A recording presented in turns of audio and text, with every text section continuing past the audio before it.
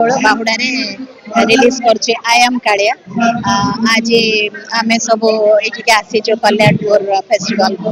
ସମସ୍ତଙ୍କୁ କହିବାକୁ ଅନୁରୋଧ କରିବାକୁ ଯେ ଆପଣମାନେ ଆସନ୍ତୁ, ଗୋଟେ ସୁନ୍ଦର ସିନେମାଟେ ଦେଖିବେ ଆଇ ଆମ୍ କାଳିଆ। ଭଲ ସିନେମାଟେ ହେଇଛି।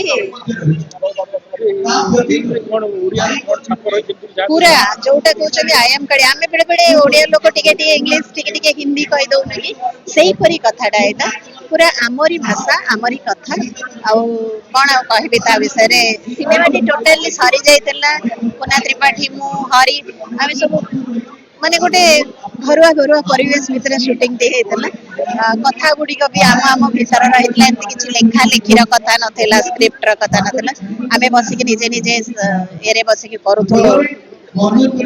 ଭଲ ହେଇଛି ସିନେମା। ହଁ, ଏଇଆ ଯେ ମାନେ ଗୁଡାଏ ଆମର ପବ୍ଲିସିଟି, ଗୁଡାଏ ଶୋ ବାଜି ବହୁତ କିଛି ନାହିଁ। ଥରଟେ ଯିଏ ଦେଖିବ ସେ ମନ ଛାଡିକି ଆସିବ। କହିଲି ତ ଆଇ ଆମ୍ କାଳିଆ ଗୋଟେ ବହୁତ ସୁନ୍ଦର ଓଡିଆ ସିନେମାଟି। ଆପଣ ମାନେ ଆସନ୍ତୁ ହଲକୁ ଦେଖନ୍ତୁ, ଆପଣ ମାନଙ୍କୁ ନିଶ୍ଚୟ ଭଲ ଲାଗିବ। ଜୁଲାଇ 16 ଆପଣ ମାନଙ୍କ ଅପେକ୍ଷାରେ ରହିଲି ଆଇ ଆମ୍ କାଳିଆ।